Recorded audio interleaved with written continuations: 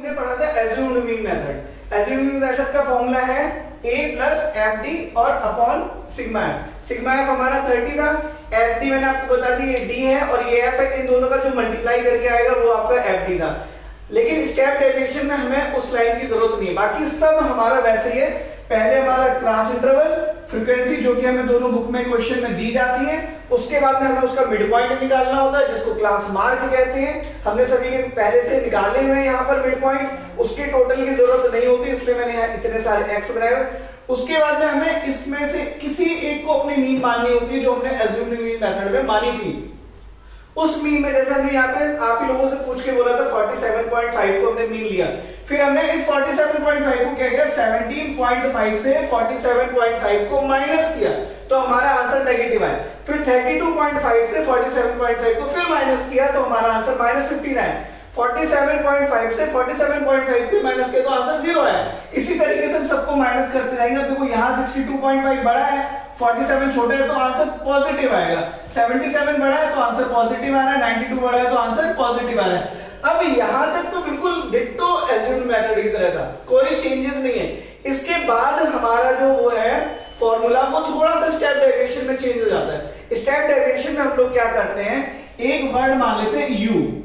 अब u क्या होता है, u होता है जो हमने d निकाला है उसमें से कोई कॉमन नंबर लेना है। क्या लेना है, कॉमन नंबर, उसको हम मान लेते हैं h। अब हमने मान लिया, देखो आप देख रहे हो सभी 30 भी 15 का मल्टीपल है, 15 भी 15 का है, सारा 15 का टेबल बन रहा है, तो हमने जो h है वो हमने क्या ले लिया, h इज इक्वल टू 15 ले लिया। मान लो h इज इक्वल टू क्या ले लिया 15।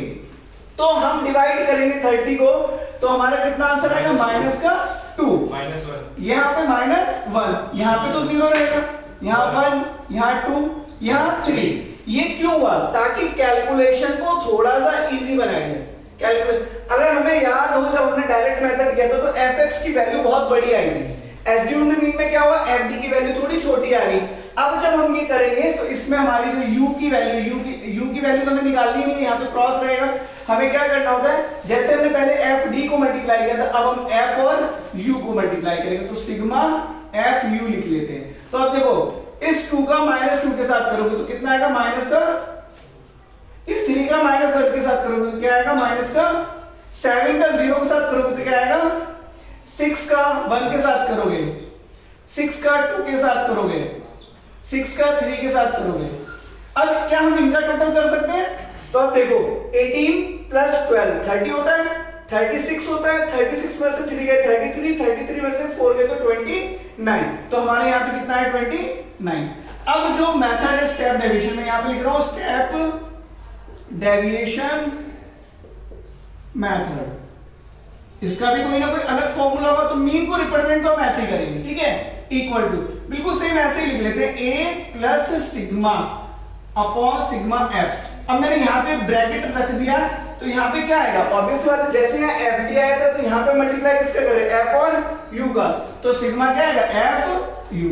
अब बात है कि वो h जो हमने 15 लिया था उसका भी तो कोई रोल होगा, भाई वो कॉमन लिया है तो उसका क्या रोल है, इसके साथ वो मल्टीप्लाई हो जाएगा, किसके साथ, जो प्लस के बाद। देखो मैं ब्रैकेट इसलिए बना रहा हूँ बॉड मास को याद करने के लिए, क्योंकि ब्रैकेट बता रहा है कि पहले मल्टीप्लाई सॉल्व करना है फिर हमें एडिशन को सॉल्व करना है, इसलिए ठीक है। तो आप देखो a की वैल्यू हमारी कितनी थी जो हमने पहले निकाली थी, a कितनी थी हमारी 47.5 प्लस ब्रैकेट में एफ यू की वैल्यू क्या है 29, अपॉन में कितना आएगा 30, h कितना है 15, 47.5 प्लस इसको सॉल्व करेंगे तो 15 बन जाए 15 2 30। अब 2 को 29 से करेंगे तो कितना आएगा 14.5, इन दोनों को ऐड कर देते तो क्या आएगा 60।